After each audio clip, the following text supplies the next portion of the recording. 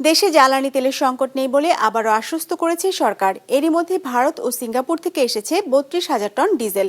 কিন্তু উল্টো চিত্র দেখা গেছে রাজধানীর অনেক পাম্পে। সরবরাহ না থাকার অজুহাতে বন্ধ থাকছে তেল বিক্রি। এতে ভিড় বেড়েছে চালু থাকা পাম্পগুলোতে। তেল পেতে অপেক্ষা করতে হচ্ছে ঘন্টার পর ঘন্টা।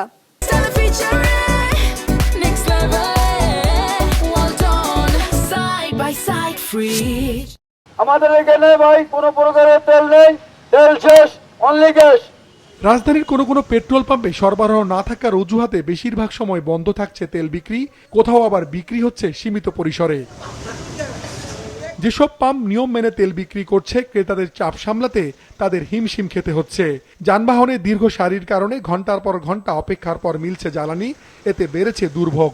মতিঝিলে 5টা পাম্প ঘুরছি, করিম, পুবালি, মধুমিতার কানি এবং টিকাতলি 5টা পাম্প ঘুরে আসি, কোনোটাই সবটি বন্ধ, একটাও দেয় না। এখন তো অবশ্যই ভোগান্তি হচ্ছে।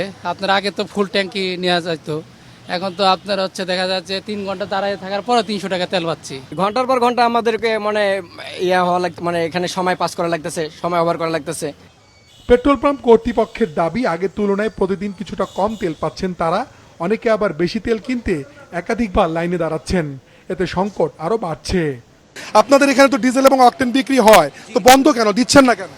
বন্ধ হওয়াটা আসলে আমাদের তেল না থাকার দরুন বন্ধ হয়েছে। আমি সকাল পর্যন্ত বিক্রি করেছি, আমি তেল অর্ডার দিয়েছি, একটু পরে তেল আসলে আবার আমরা স্টার্ট ওপেন। শুক্র শনিবারের জন্য 10 থেকে 12টা লরি আমরা রিজার্ভ করে নিয়ে আসতাম, এখন হয়তো 4 থেকে 6টা পাচ্ছি। হয়তো একবারে 20 লিটার নিছে, তার গাড়িতে দরকার হলো 40 লিটার বা 50 লিটার, আবার দ্বিতীয়বার লাইনে দাঁড়াচ্ছে।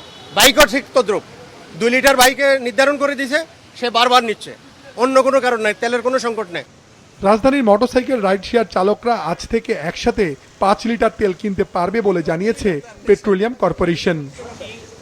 সচিবালয় জ্বালানি প্রতিমন্ত্রী জানিয়েছেন, দেশে বর্তমানে তেলের কোনো সংকট নেই, দাম বাড়ানোর কোনো পরিকল্পনা নেই সরকারের, তেল আমদানিও স্বাভাবিক রয়েছে।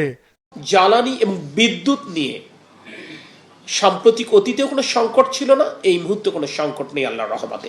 এখনো পর্যন্ত যখন জ্বালানির দাম বৃদ্ধি পায়নি, তখন আমার ধারণা এই উদ্বেগ সময়ের সাথে সাথে স্বাভাবিক প্রক্রিয়ায় কমে যাবে।